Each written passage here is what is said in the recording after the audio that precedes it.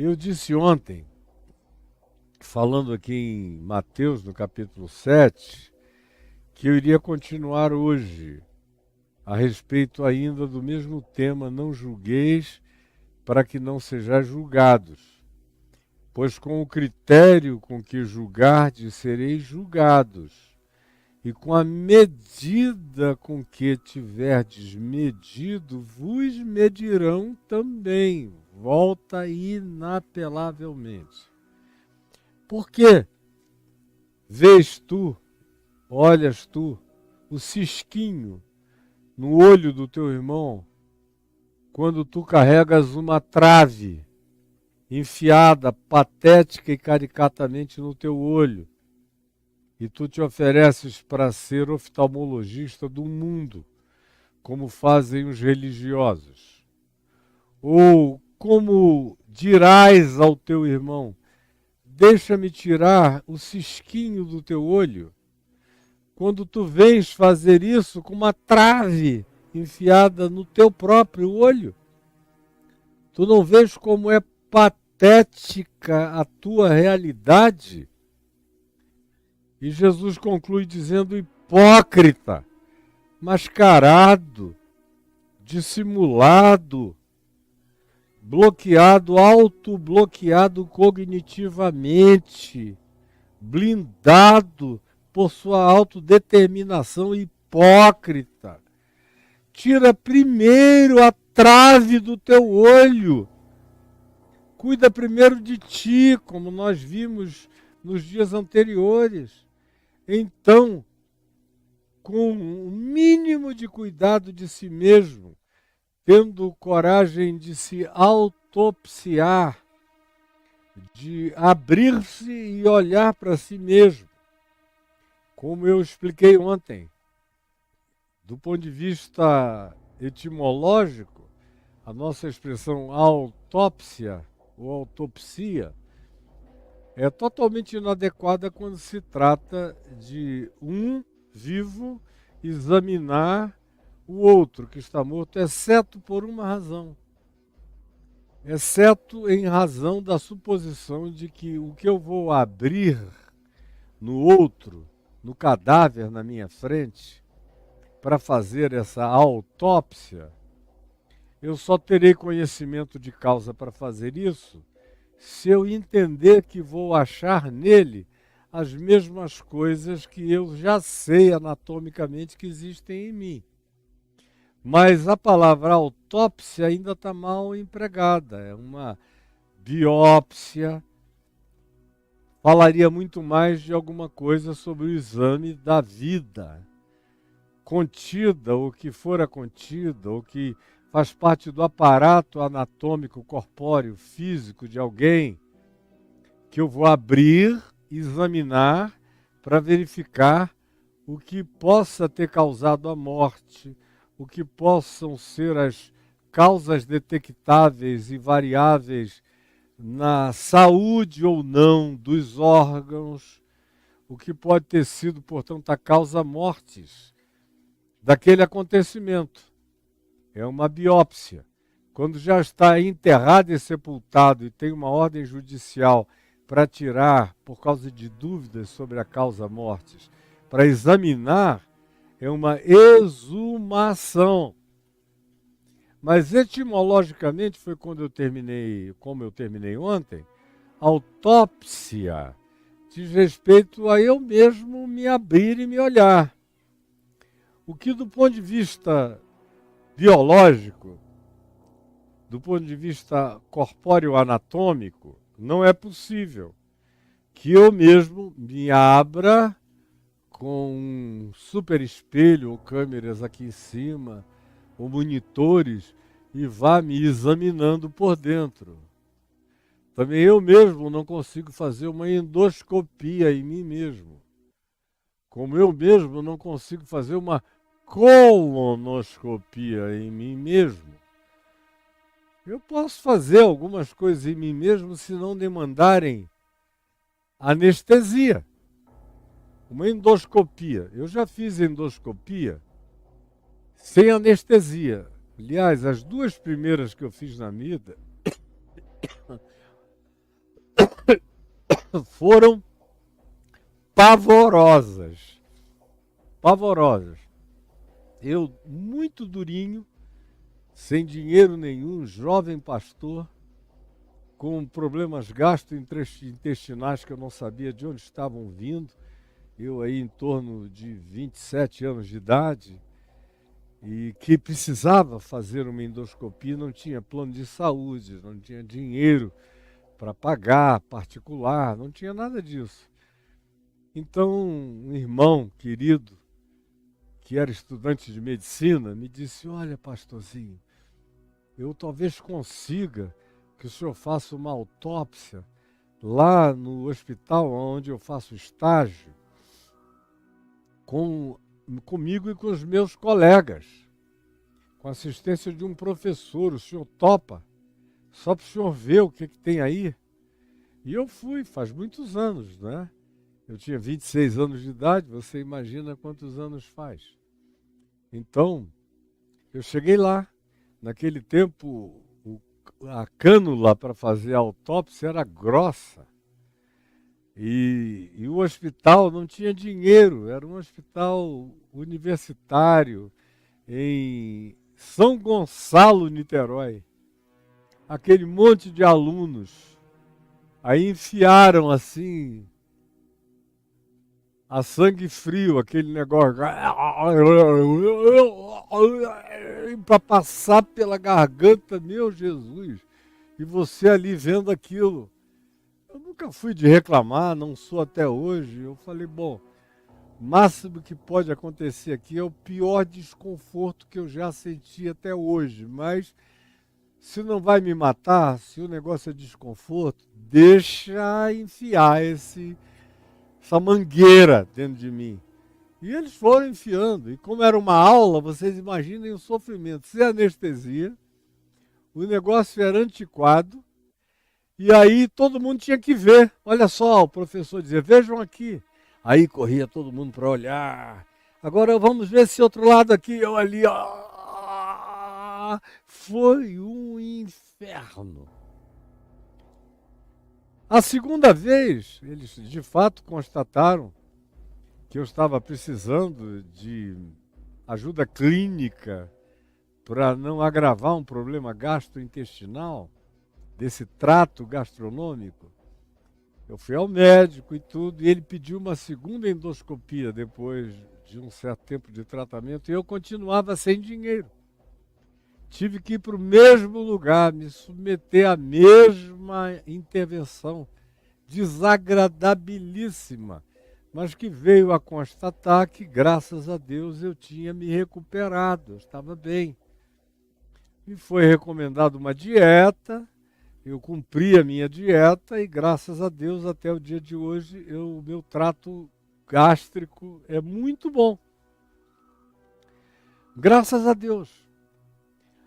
Agora, eu jamais conseguiria ter feito aquilo sozinho.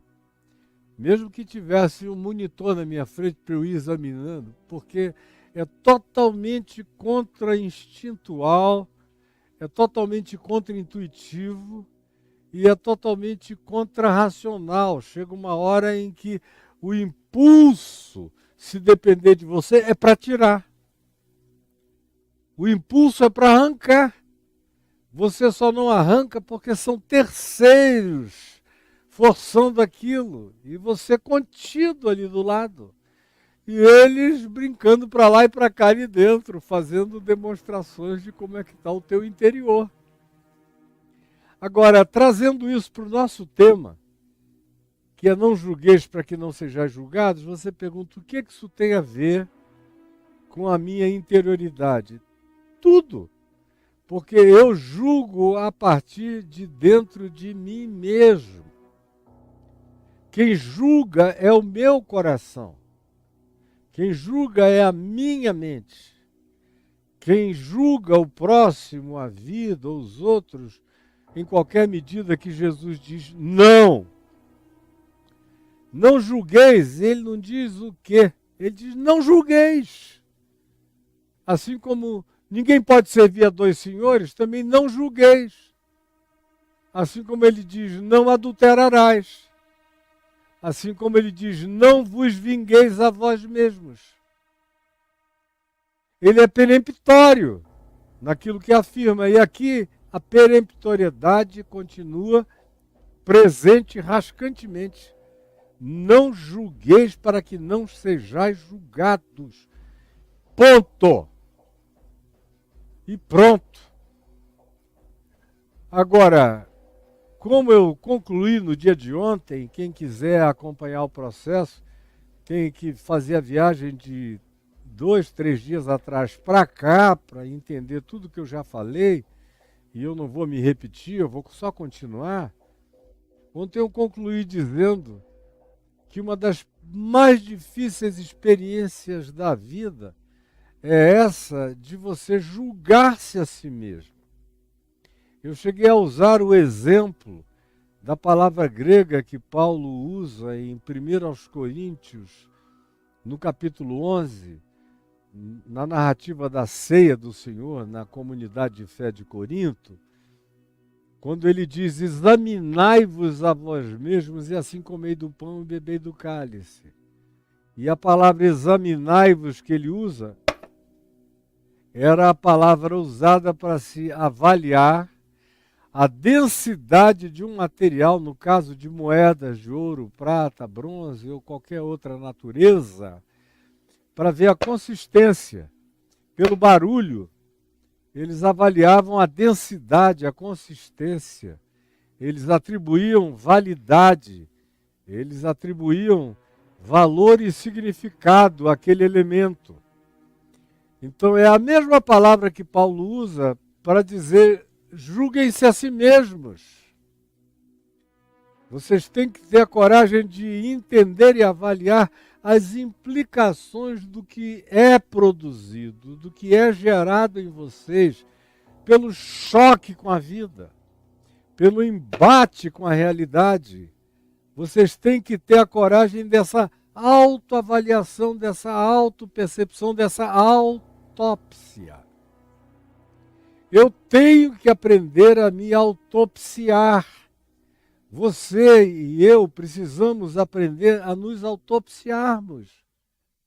O problema é o desconforto da autópsia, que eu e você temos que aprender. Por isso eu comecei ilustrando acerca das minhas 2 endoscopias sem anestesia, quando eu tinha 26, 27 anos de idade. E a insuportabilidade daquilo, sem o fator anestésico. Com terceiros curiosos me examinando, como foi o caso. E a agonia horrorosa que, se dependesse exclusivamente de mim mesmo, e eu não estivesse ali contido, me segurando, dizendo o que eu disse para mim, se a pior consequência disso é só o desconforto horroroso que eu estou sentindo, então segure a onda, Caio Fábio. E eu fiquei lá aguentando aquele inferno, porque se dependesse só de mim e eu estivesse sozinho, eu teria puxado a borracha para fora. É insuportável. Assim como a autoanálise é insuportável. É por isso que a gente precisa de terceiros nesse autojulgamento. Quando Paulo diz examinai-vos a vós mesmos, ele está dizendo o que a maturidade profunda alcança. É o que a maturidade, em se aprofundando, alcança na gente. Essa capacidade de nos julgarmos a nós mesmos. De não precisarmos de terceiros nos refletindo o tempo todo, nos espelhando, nos mostrando. Isso acontece com crianças. Isso acontece nas exterioridades das nossas apresentações, onde um espelho é fundamental para a gente ver como é que está. Só um pouquinho, deixa eu ver como é que eu estou. Eu estou aqui no espelho do celular, ver se a minha barba está. Mas isso aqui ou tem a ver com um momento só de adequação, ou quando a pessoa é extremamente vaidosa e narcisista, e que passa o dia inteiro olhando a sua própria imagem, cultuando a sua própria imagem, num, de fato, culto estético de autoglorificação da própria imagem o tempo todo. O que também é doentio, é de uma vacuidade adoecedora. Isso aí não enche a alma de ninguém, não faz ninguém ficar melhor, não faz ninguém crescer, não faz ninguém amadurecer, não faz ninguém se enraizar, não faz ninguém ser transformado. Como eu digo regularmente, é uma existência que acontece só da cara para fora. Como a da maioria das pessoas, é uma existência só da cara para fora. É só olhando os outros e o resto. Mas eu mesmo não me autopsio, porque é um processo doloroso. E se eu não tenho a coragem de me autopsiar, se eu não tenho, e eu vou depois dizer, de onde a gente obtém a coragem, os meios e os recursos para fazermos essa autópsia, quando a gente não tem, e não é todo mundo que tem essa coragem, essa é a hora em que a gente precisa de um terapeuta, essa é a hora que a gente precisa de um grande e isento amigo, amiga, sincero, honesto, que não tem inveja da gente, que não se compare com a gente, que não queira nos degradar para se sentir maior. É nessa hora que você precisa ter um companheiro, companheira de troca, como a gente dizia nos anos 80, um companheiro de jugo, de caminhada, que divide o peso com a gente. Eu o ajudo, ele me ajuda. Isso era no tempo em que havia discipulado mútuo, sério, entre os cristãos, não apenas aqui, mas no mundo inteiro. Isso é uma coisa gone, ida, acabada, desaparecida praticamente da face da terra. Então hoje é tudo shallow now, totalmente raso, raso, raso, raso, raso. O outro é um competidor, seja ele irmão ou irmã, é todo mundo contra todo mundo querendo passar o outro, de modo que a solidão só aumenta à medida em que os likes crescem, as observações da cara para fora aumentam nos nossos posts de rede social, maior é a solidão da figura pública, maior é a solidão do indivíduo que se acha agora poderosinho, poderosinha, famosinho ou famosinha, e que vivem de aparência, de suposta influência, e por isso faziam o possível para varrer tudo para debaixo do tapete. E há uma hipocrisia no ambiente digital que é equivalente à hipocrisia religiosa dos fariseus dos dias de Jesus.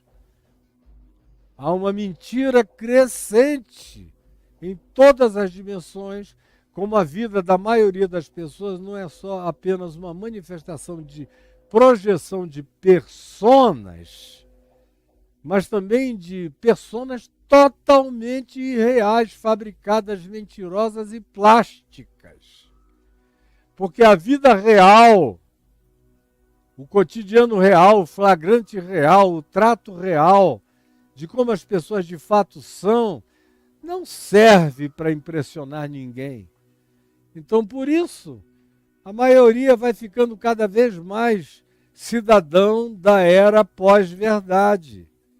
Cidadãos do tempo e do século da mentira, da projeção, do holograma, da disfarçatez, aparência de que vive,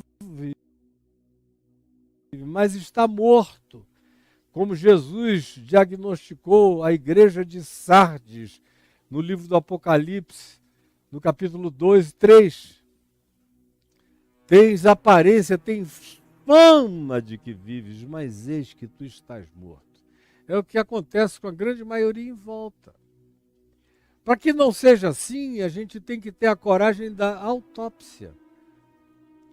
Eu tenho que ter a coragem de me julgar a mim mesmo, de me examinar a mim mesmo, de ver qual é a natureza, qual é a qualidade do que eu apresento.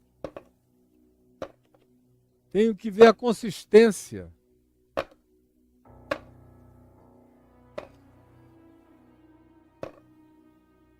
Isso implica no embate.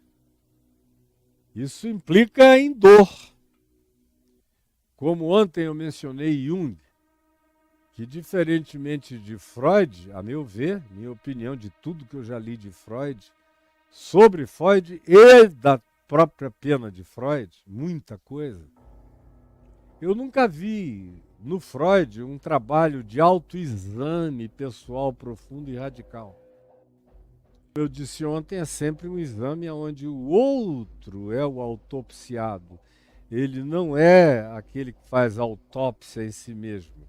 O outro é o laboratório, o outro é o experimento, o outro é o guinea pig.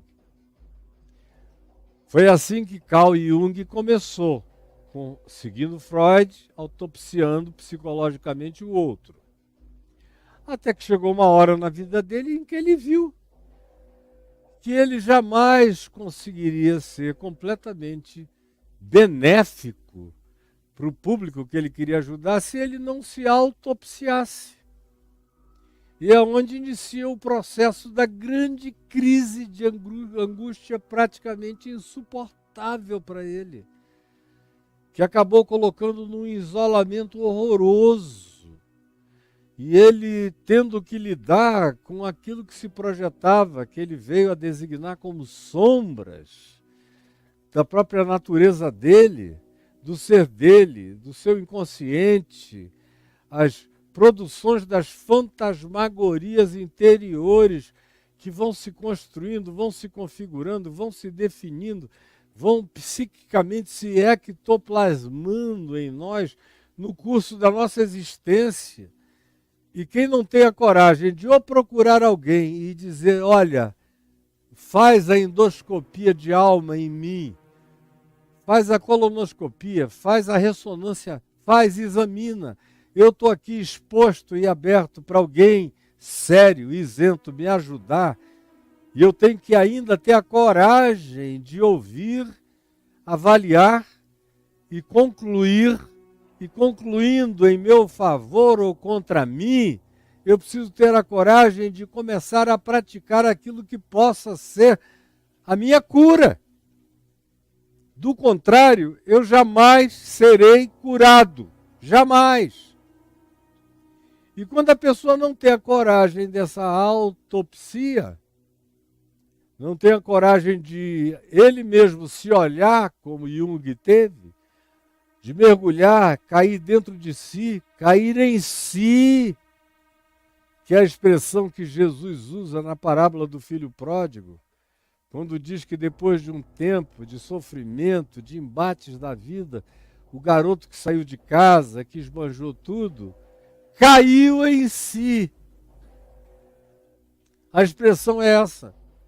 Esse loop, esse autoloop, o cara cai nele mesmo, cai para dentro de si mesmo, para se enxergar. Aí eu começo a falar para um grupo que vai se acovardando, que vai diminuindo, que diz, não, é demais para mim, eu não sei se eu dou conta, eu não preciso. Se você não dá conta, mas você precisa, procure alguém, procure o quanto antes, gente séria, madura, experiente, com história, com estudo e com isenção, para ser ajudado. E gente de preferência que não tem absolutamente nada a ver com você. Porque a amizade e a proximidade corrompem a isenção dos exames, das conclusões e das avaliações. Então, de preferência, gente que não tenha nenhuma razão de natureza pessoal para pender para nenhum lado em seu favor ou contra você. Agora, a maturidade, e Paulo mesmo, que tinha alguns poucos amigos, com quem ele podia ter essa confiança total. Provavelmente ele tinha Priscila e Áquila, ele teve durante muito tempo Barnabé com ele, ele teve Lucas a vida inteira, desde que entrou na vida dele, nunca mais saiu. Ele teve Epáfras, Epafrodito, pessoas com as quais a gente sente que ele abriu o coração. A gente não sabe até que nível ele abriu. Mas se ele não abriu em todos os níveis possíveis, ele abriu com cada um, como frequentemente acontece, por exemplo, comigo. A única pessoa com quem eu praticamente consigo abrir inteiramente o meu coração é com a minha mulher. Mas é muito difícil, até com a mulher, até com o marido, você ter liberdade para abrir inteiramente o seu coração. Às vezes você consegue abrir só a posteriori, depois que você já encontrou os caroços, depois que você já achou as tumorações, depois que você já identificou os divertículos da alma, depois que você já percebeu onde são os pontos de inflamação interior do seu ser. Frequentemente é quando você tem coragem de dizer, olha, eu descobri isso, isto e aquilo em mim.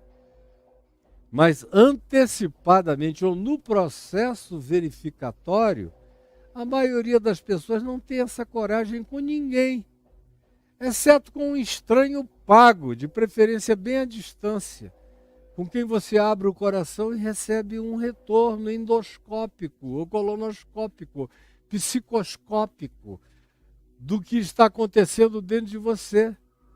O pneumoscópico, espiritualmente penetrante dentro do seu ser. Do contrário, a maioria passa pela vida e sepulta todos os conflitos do ser dentro do próprio cadáver ambulante, desses que são apenas existentes funcionais, que nunca trataram do seu ser profundo, porque não tiveram a coragem de examinarem-se a si mesmos.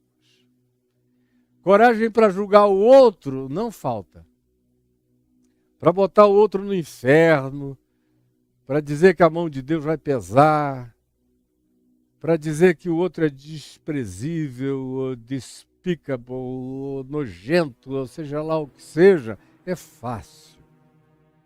A maioria dos idiotas tem esse poder, essa emanação, produzem esse vômito de maneira ininterrupta o tempo todo.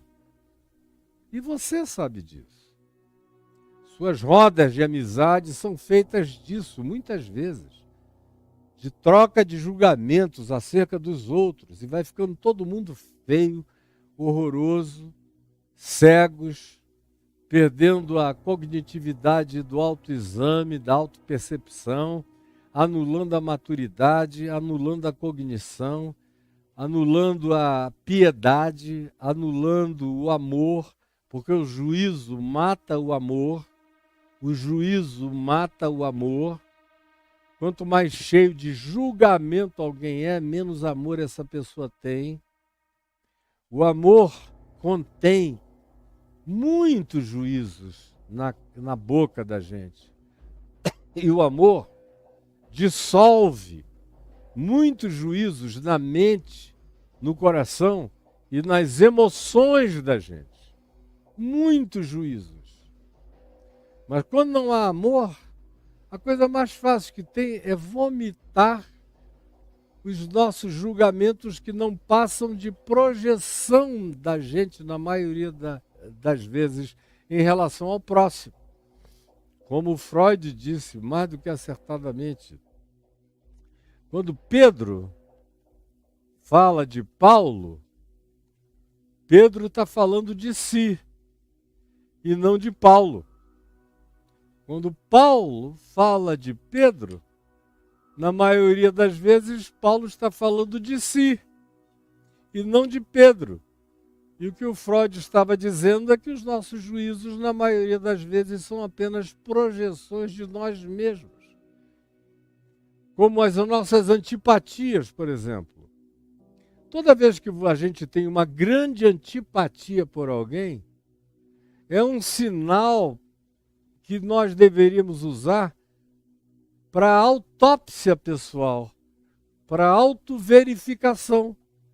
Porque, em geral, quando eu a antipatizo de cara com uma pessoa e vou desenvolvendo antipatia, e os anos vão passando, e a gente que convive com a pessoa vê que ela nunca fica livre daquele juizinho, daquela palavrinha negativa sobre o outro. Toda vez que o outro é mencionado, tem que ter uma coisa rascante, uma palavra cortante, ferina, ruim, perversa, maldosa. O outro parece que se torna irregenerável ante a antipatia desenvolvida no coração. Ele pode até objetivamente melhorar, como queira ou consiga melhorar, mas para aquele que o antipatiza, existe uma imutabilidade de visão. Por quê? Porque, em geral, a imutabilidade decorre da imutabilidade do ser desse que julga.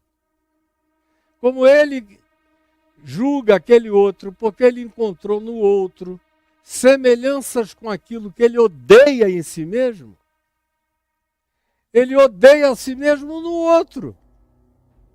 Ele antipatiza a si mesmo no outro. E ele julga a si mesmo no outro. Porque não tem a coragem verdadeira de dizer: essa minha antipatia renitente, contínua e constante, persistente contra o outro, apenas revela o meu estado de incurabilidade pessoal acerca do que eu não quis tratar em mim mesmo até o dia de hoje. E o outro me é favorabilíssimo para ser objeto dessa transferência, que não está necessariamente nem mais no outro, em alguns casos nunca nem esteve. Ou nos casos em que esteve, a maioria das pessoas melhora.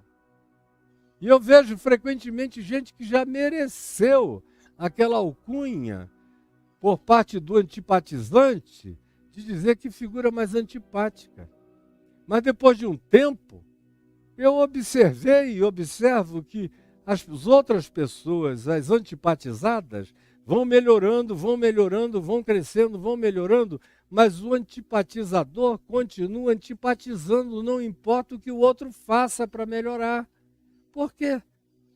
Porque aquele que antipatiza não teve a coragem de lidar com a antipatia que de fato pertence a ele, que é apenas um sinal, um traço do seu próprio ser, que ele não tem coragem de tratar. Então é muito melhor viver com a projeção daquilo no outro. Porque uma das coisas mais difíceis na vida é esse autoexame. É olhar para si mesmo. E como eu disse ontem, já aludi hoje, no caso de Carl Jung, se tornou algo quase insuportável. O resultado foi extraordinário. Por isso que ele veio a dizer depois que não dá para você botar raízes tão profundas, tão elevadas na direção do céu, se antes elas não tocarem profundamente os abismos mais infernosos da sua própria alma. Que ninguém jamais alcança elevação sublime se não tiver a coragem de olhar para a sua própria perdição profunda. E a maioria não tem coragem. Agora, isso pode se tornar totalmente fácil. Aí você diz, como? Quando eu estou falando de fácil, eu não estou dizendo que pode se tornar cínico, porque se for cínico, não tem autoexame. Se não tiver autoexame, não terá percepção. Não havendo autocognitividade, não haverá a escolha da cura. É simples assim. Agora, como é que pode ser fácil? Se é tão difícil, se é tão insuportável, como é que isso pode se tornar fácil? Foi na minha oração de ontem que eu já antecipei a dica de como isso pode se tornar fácil. Você lembra? Foi depois que eu orei que eu disse: amanhã eu quero continuar falando sobre isso. Isso no dia de ontem. E sobre o que eu estava falando? A minha oração foi sobre graça. Senhor, concede aos que estão me ouvindo a graça, para que afofados, calçados, vestidos com a tua graça, possuídos pela tua graça, todos tenham coragem de olhar para dentro de si mesmos, sem medo, sem culpa, sem as angústias com as quais Jung fez a viagem a ponto de quase perder o equilíbrio mental, no fim de cuja viagem ele encontrou aquilo que o pacificou para sempre, que foi a graça. É por isso que ele terminou a vida, quando perguntaram a ele: você crê em Deus? Ele já nos estertores da vida dele, ele falou: houve um tempo em que eu criei em Deus. Agora, hoje eu não creio mais em Deus. Hoje eu sei Deus em mim. Que é o que eu digo para todo mundo há muitos anos. Eu comecei crendo em Deus, acreditando. Depois eu me esforcei para que eu desenvolvesse uma fé que desembocasse em confiança. Confiança. Não. Mesmo não tendo nenhuma evidência, eu vou me abandonar na certeza da fé, que é a certeza das coisas que se esperam e a firme convicção de fatos que se não veem. Mas depois de atravessar coisas horrorosas, que a maioria nem suportaria, eu tenho uma quantidade enorme de pessoas que eu conheço que já me disseram: se eu tivesse atravessado os infernos de julgamento, de juízo, de apedrejamento, de perversificação, de gente que queria te extinguir, te levar para o nihilo em vida, para o nada, para o nothingness, ainda em existência real, eu não teria aguentado. Provavelmente eu teria me suicidado, eu já ouvi diversas vezes. Como eu já tive amigos que me disseram, naqueles anos de 98, 99, 2000, 2001, eu esperava a qualquer momento que viesse uma notícia de que você tinha se suicidado, porque eu teria me suicidado. Aí logo depois veio a morte do meu filho. E no meio de tudo isso tem todos os acumulados, simultâneos, daquilo que Paulo chama de dia mau, que não é um dia mau, é uma estação má. Que Jó conheceu muito bem. Que é quando o diabo diz: ó, esse cara aí te serve com integridade, com amor, com carinho, com fidelidade. Isso é Satanás falando a Deus, no início do livro de Jó, aqui na Bíblia. Porque tu deste tudo a ele, tu o coroaste com honra, com glória, com respeito, com admiração, com potência e eficácia em tudo que ele faz. Tu abençoas a vida dele, tens abençoado desde o início. Agora, tira tudo isso que tu vais ver se ele não blasfema no meio da tua cara. Não foi à toa que eu escrevi um livro chamado Enigma da Graça. É óbvio que eu não sou Jó. Algumas das coisas que me aconteceram tiveram no meu pecado pessoal um deflagrador. E não foi o caso de Jó. Agora, houve uma multidão de outras coisas que foram oportunização satânica dos amigos de Jó, dos irmãos do Caio, irmãos de fé, dos irmãos evangélicos, dos irmãos religiosos, dos invejosos aos milhares que se levantaram dizendo: é a hora de retirarmos esse cara do horizonte da existência. E a gente nadar de braçada, porque enquanto ele está aí com essa proeminência toda, ele atrapalha os nossos movimentos.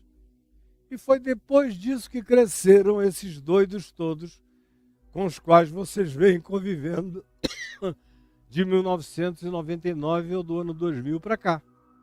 E eles sabem muito bem que cresceram no meu vácuo. Pois bem, eu sei o significado disso. De todas as coisas caírem de uma vez.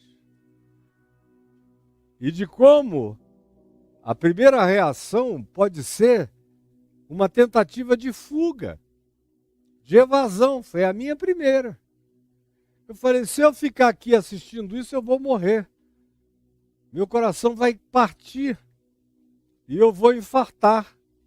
E eu vou cair duro. E eu vou morrer. Eu não quero nem ficar para ficar assistindo isso. Eu me evadi.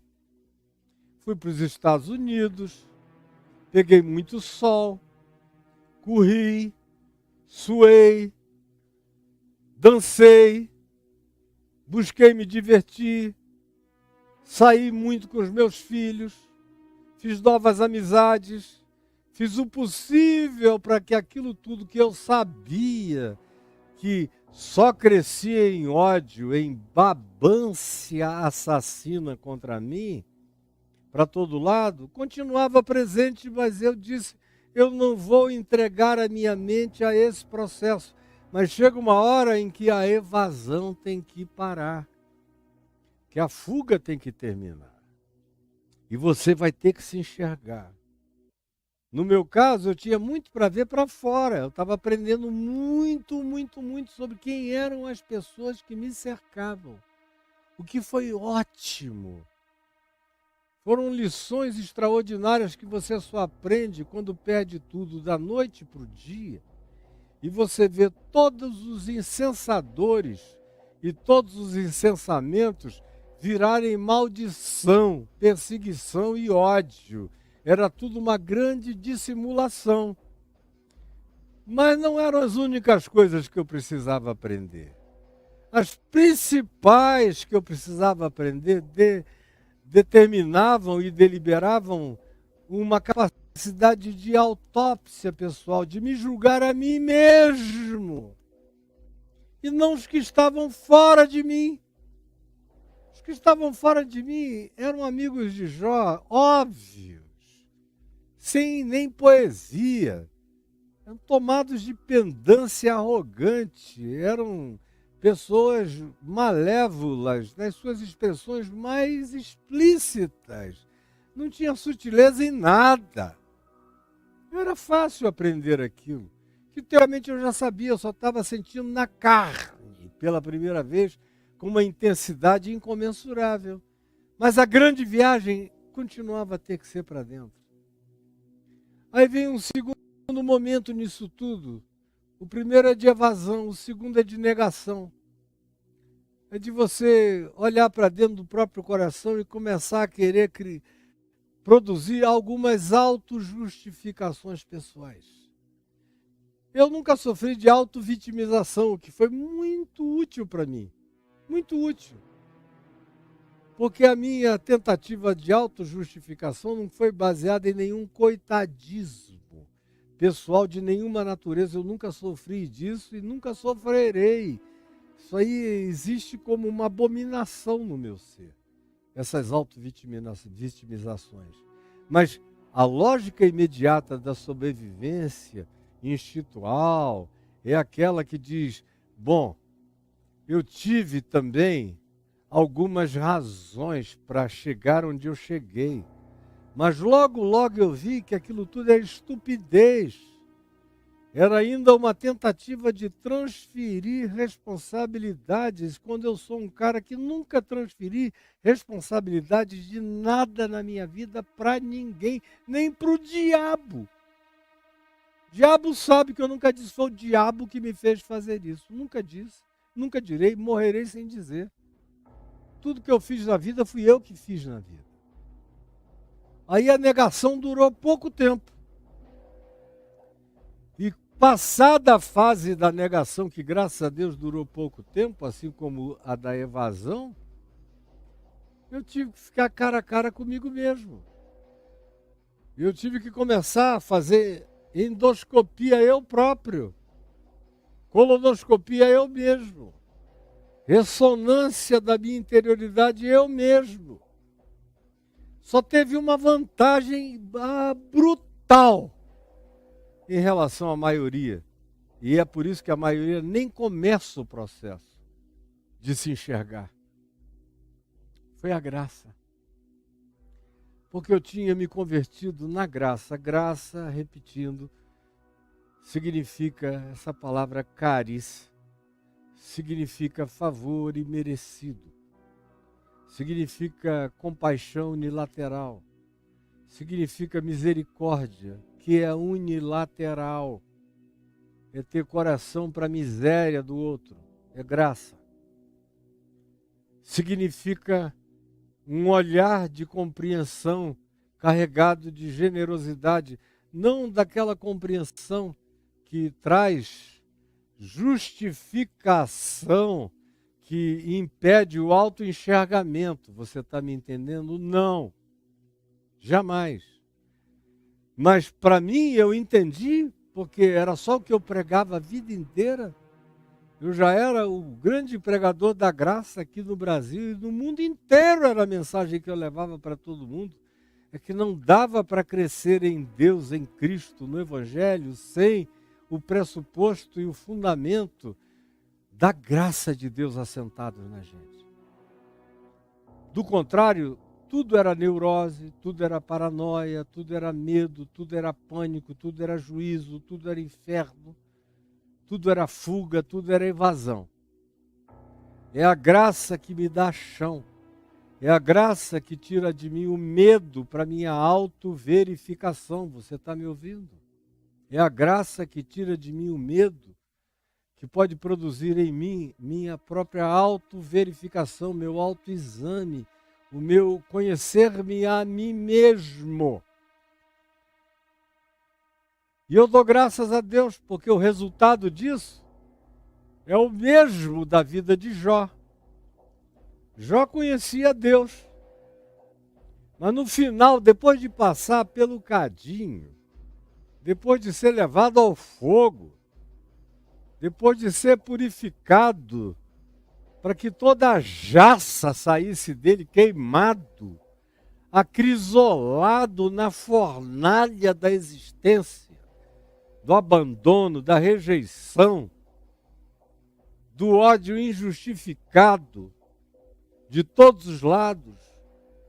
Quando terminou esse processo de intensidade, de acrisolamento, onde você está dentro da crisálida, gemendo, gemendo, gemendo, gemendo, gemendo, gemendo, até que eclode uma borboleta voadora, colorida, liberta de dentro de você.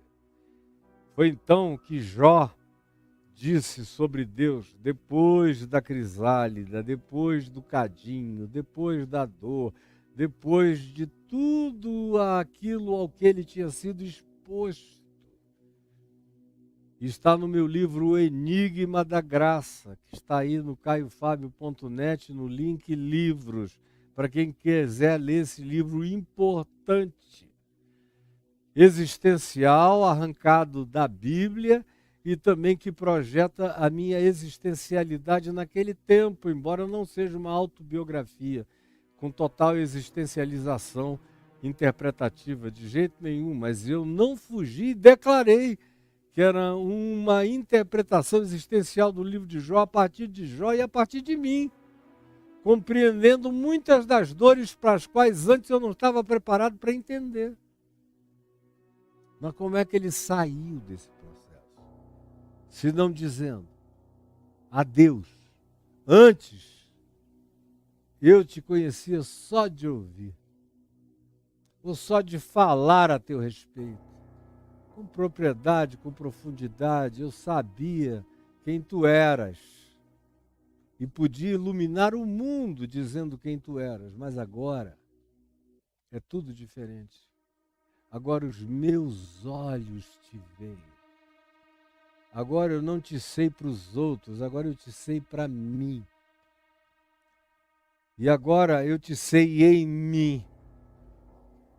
E agora, mais do que nunca, eu sei que o teu absurdo, aquilo que eu chamei de absurdo, quando tu abristes as comportas da dor e do sofrimento, e tudo, e o dilúvio caiu em cima de mim da maneira mais impiedosamente possível, eu agora sei que fazia parte de um trato que de outro modo jamais teria realizado o benefício que aconteceu por tua misericórdia na minha vida e no meu ser. Foi assim que Jó concluiu, é assim que eu concluí para mim mesmo. Agora eu volto ao tema. Eu preciso aprender a me examinar, a me julgar. Parar de julgar para fora e julgar para dentro.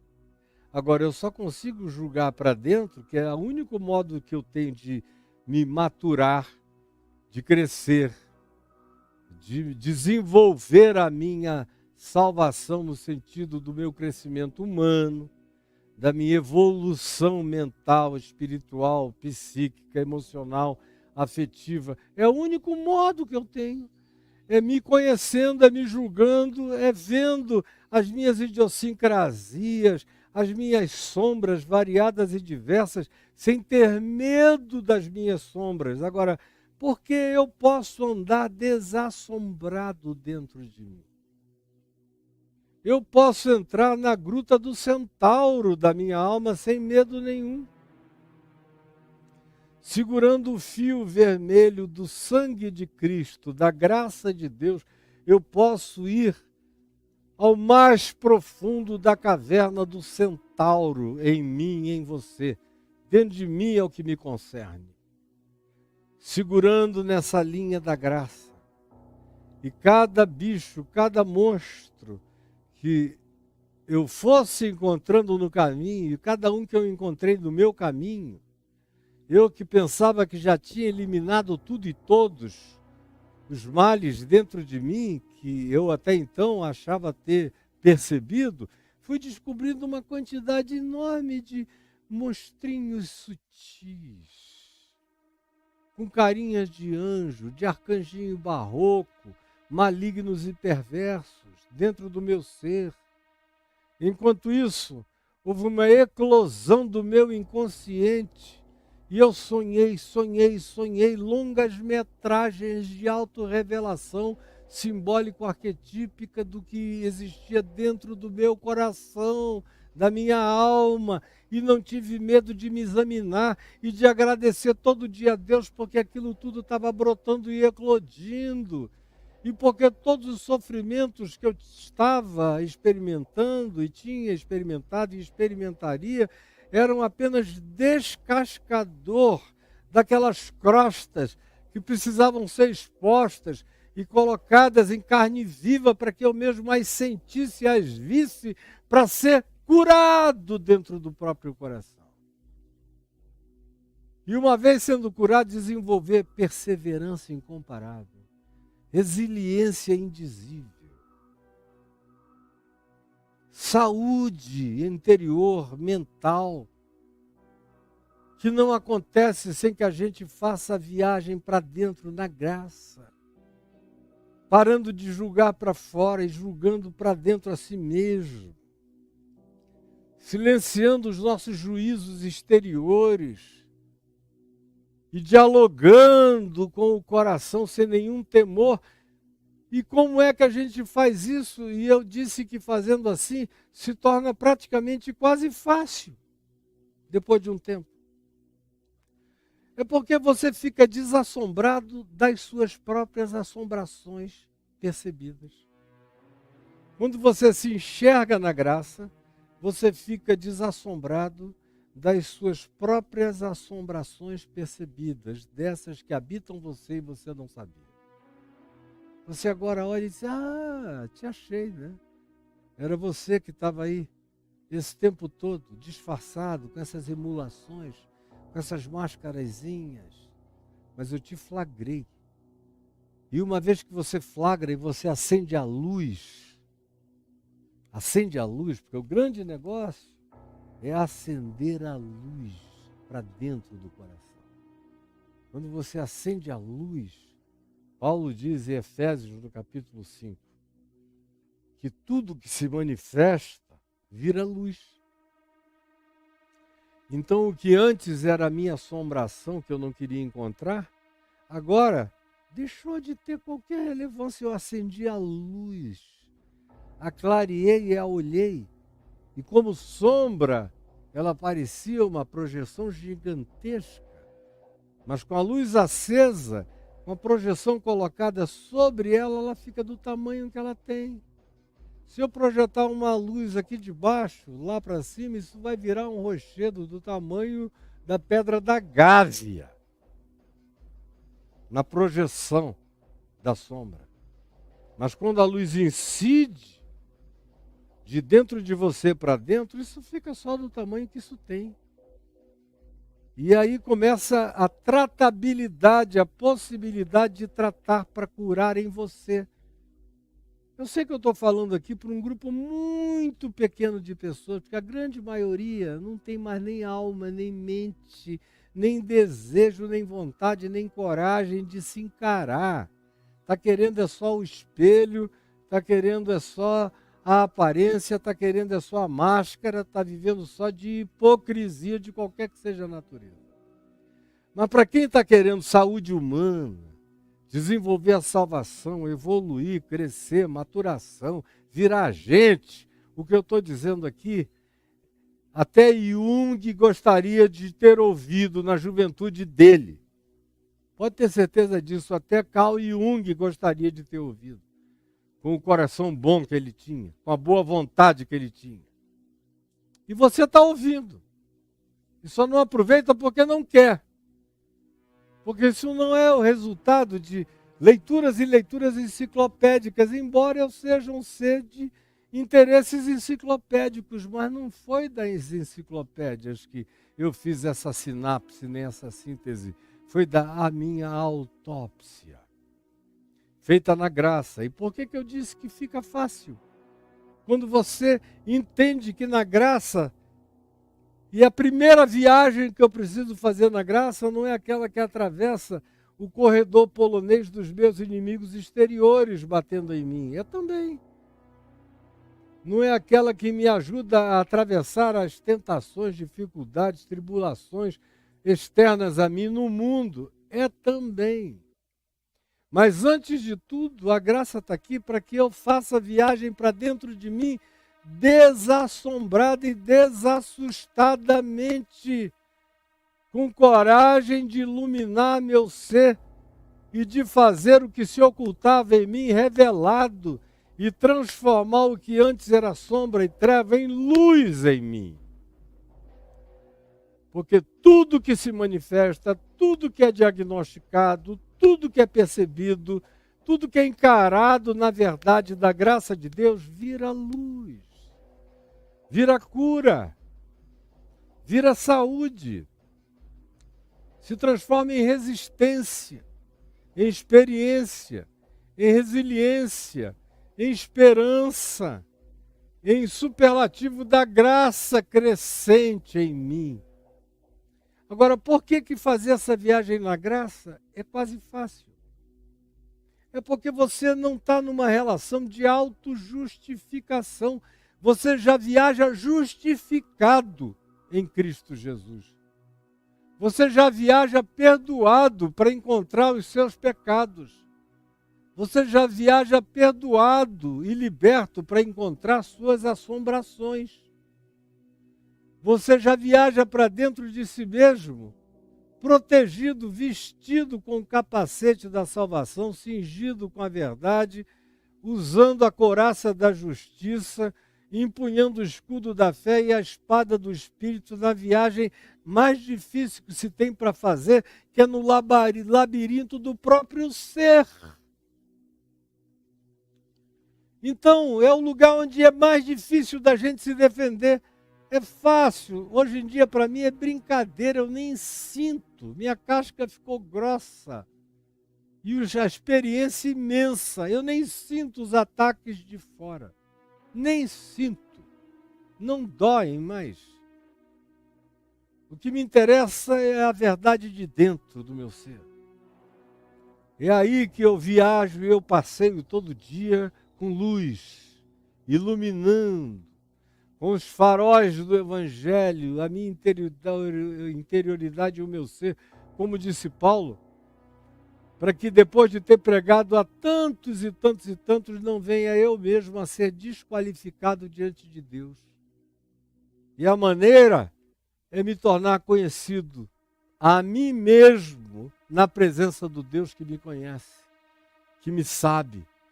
E eu preciso, à luz da projeção de Deus que revela quem eu sou, para mim mesmo, abraçar essa revelação. E eu só consigo fazer isso sem neurose, sem doença mental, sem desespero, sem angústia paranoica, se eu fizer essa viagem vestido pela graça de Deus.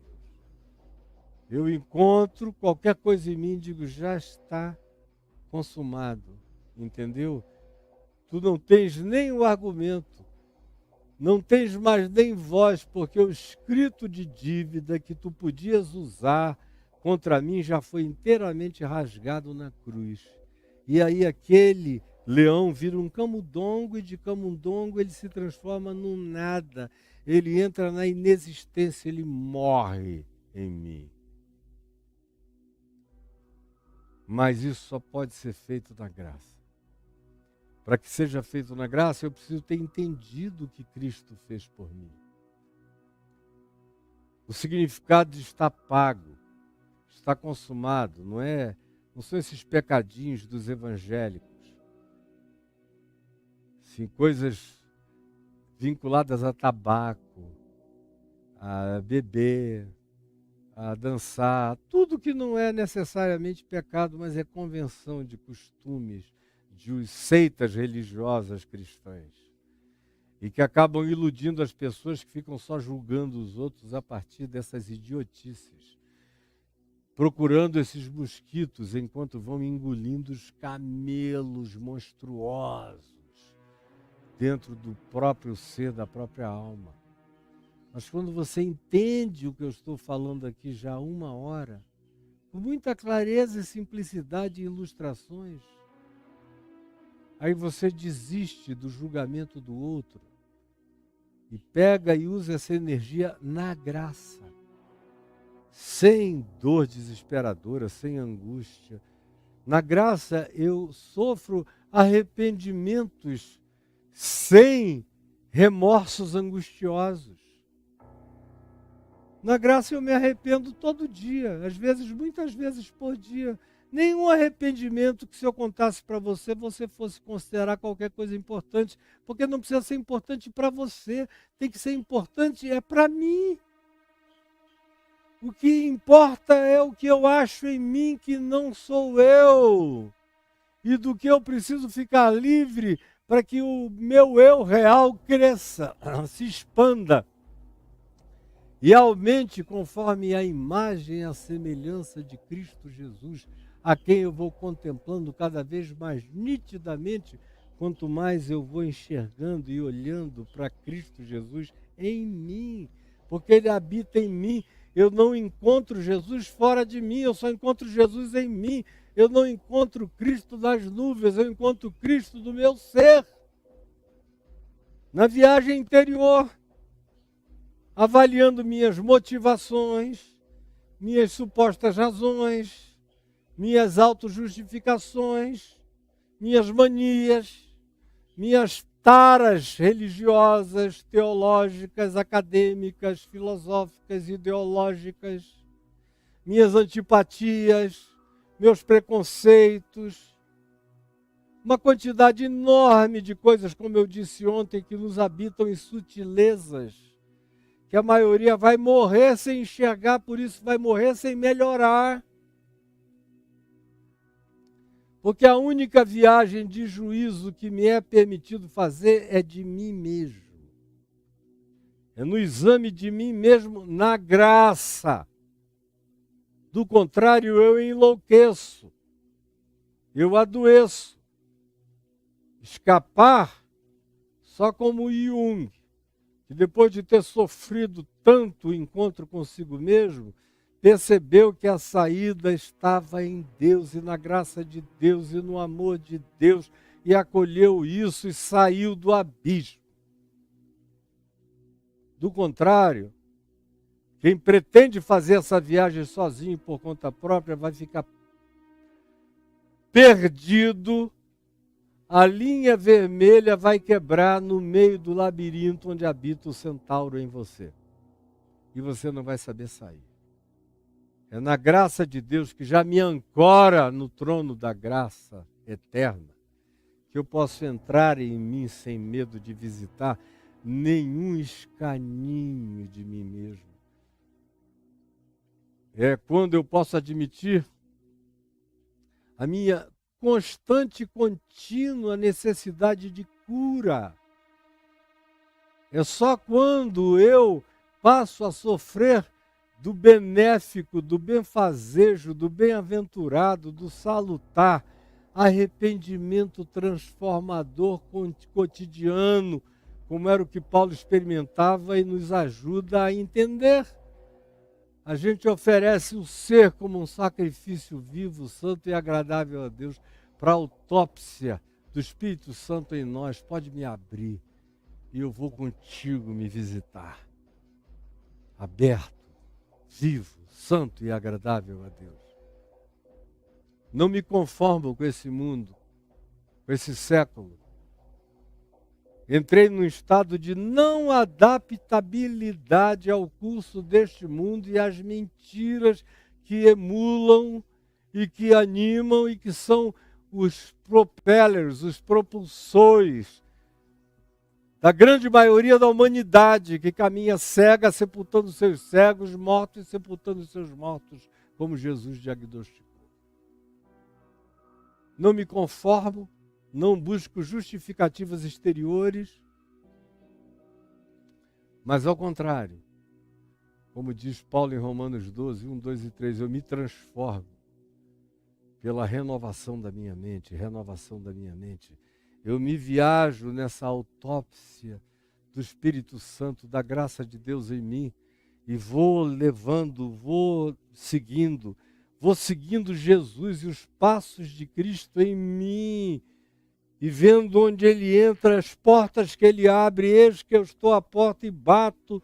Se alguém ouvir a minha voz e abrir a porta, eu entrarei na sua casa, que sou eu, e cearei com Ele e Ele comigo.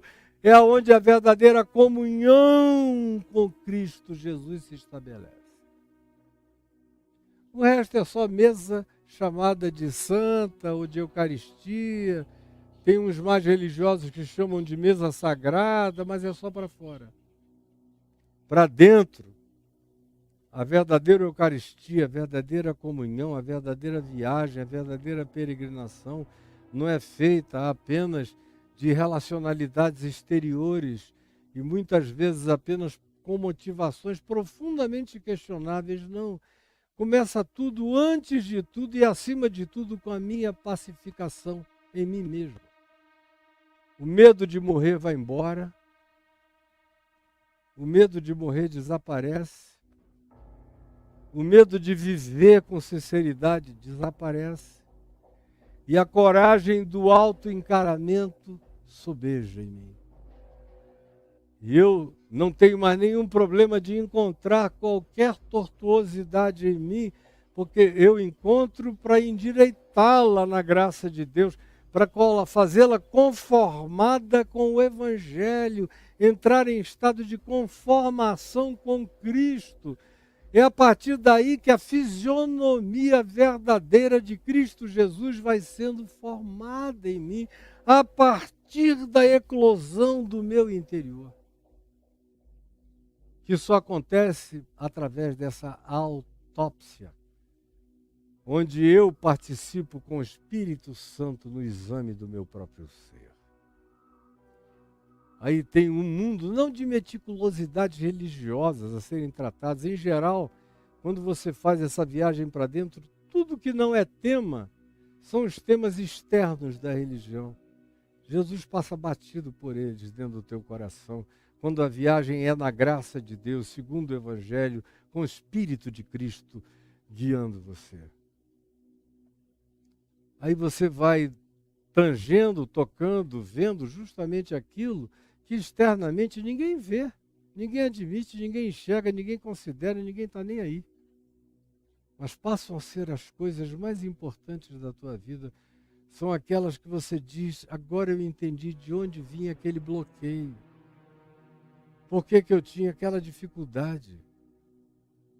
Por que eu precisava daquelas validações, daquelas afirmações?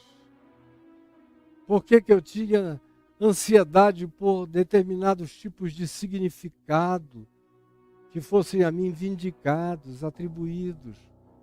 Aí você começa de fato a fazer a viagem do autoconhecimento e nunca sem isso e nunca antes disso, jamais. Agora, para isso você tem que se tornar um ser da graça, que sabe que está tudo pago, está tudo consumado, que todo escrito de dívida conhecido e desconhecido está rasgado, que você está absolvido dos pecados que lhe são ocultos, daquilo que você em si mesmo jamais conheceu, e que só pode ser conhecido como revelação do Espírito Santo e só pode ser curado se você fizer a viagem de autotratamento, de autópsia, na graça de Deus. Quando o óleo do Espírito Santo vai untando as feridas interiores da gente, sarando a gente, perdoando a gente, e perdoando a gente de não ter perdoado, e ensinando a gente a perdoar, ensinando a gente a desantipatizar, ensinando a gente a esquecer, ensinando a gente a purificar a mente consciente e inconsciente, ensinando a gente a fazer uma lavagem do interior profundo, iluminando todos os escaninhos e dobras e grutas e cavernas do ser, enchendo-nos de luz, porque como diz o Salmo, um dos salmos de Davi, na tua luz vemos a luz, é na tua luz que vemos a luz. Aí você veja como o que começa dizendo, não julgueis para que não sejais julgados, e que tem a ver com aquilo que a gente faz o tempo todo, que só traz juízo sobre nós, quando deixa de ser algo que a gente faz da cara para fora contra os outros, passa a ser uma necessidade de saúde humana para dentro de nós mesmos. Aí é quando eu avalio quais são os meus critérios, e vejo que os meus critérios são frequentemente horrorosos, dissimulados, moralistas, judiciosos, preconceituosos, com os quais eu julgo, são as minhas antipatias, as minhas medidas com as quais eu não me meço, mas eu meço o mundo inteiro, que eu não aplico nada daquilo a mim, mas aplico tudo contra os outros.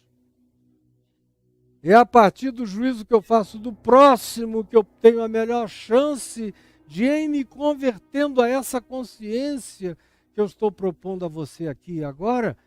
Você, a partir da quantidade de juízos que você faz para fora, você comece superficialmente já a tematizar a quantidade enorme de realidades que você tem a resolver dentro de você. Quem me dera todo mundo estivesse ouvindo o que eu estou dizendo, inclusive uma quantidade enorme de terapeutas, de coaches, de pastores, de sacerdotes, de gente que supostamente se oferece para ajudar os outros e não consegue ajudar nem a si mesmo. Quem me dera isso tudo se transformasse numa fala mundial ouvida pelo mundo inteiro com atenção, porque isso podia mudar uma quantidade enorme, milhões e milhões de pessoas poderiam ser alteradas se houvesse a corroboração do testemunho do Espírito Santo, dizendo no coração de cada um, tudo que você está ouvindo é tudo que você precisa. Está à mão e é realizável. E pode acontecer, se você fizer a viagem no Evangelho da graça de Deus, buscando a semelhança de Cristo Jesus, não como imitação de comportamentos, mas como transformação de entendimento no aprofundamento do seu ser, nas dimensões onde Cristo cresce. Como diz Paulo, assim habite Cristo ricamente nos vossos corações pela fé. Senhor Jesus, eu te entrego essa palavra, te entrego esse dia, te entrego as lógicas do Evangelho, as tuas lógicas, Jesus, o teu Logos, encarnado e praticado por ti, como perdão para as nossas muitas culpas, deficiências e tortuosidades, e como graça que tu aplicas ao nosso ser,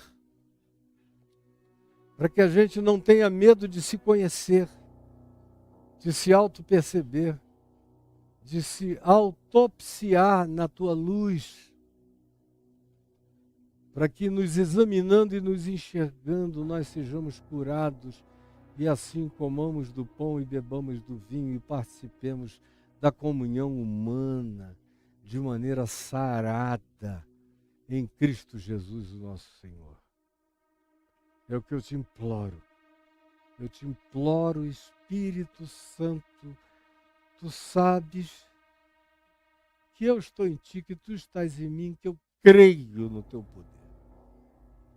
E creio que eu não estou falando ao vento, nem para as araras que gritam ali em cima. Eu entrego, eu sopro essa palavra nas tuas mãos, pedindo que tu a apliques e que ela não volte vazia para ti de modo algum, antes que ela produza o fruto da transformação necessária. É o que eu te imploro, em teu nome, Jesus. Amém e amém. E eu quero que você guarde isso no seu coração. Faça um esforço. Faça um esforço de vencer todo esse medo, essa covardia de autopercepção. Essa vida de boneco, de Barbie para fora, que você vive de maneira patética. Sinto te informar, mas é patético o modo como você vive. Por mais bem disfarçado de piedoso, de piedosa que você seja. Eu, pelo menos, na minha simplicidade, te enxergo. Imagina só aquele que tem os 7 olhos como chamas de fogo, que te vê por inteiro, o que diz de ti e de toda a tua dissimulação piedosa, ou moralista, ou judiciosa, ou de qualquer outra natureza.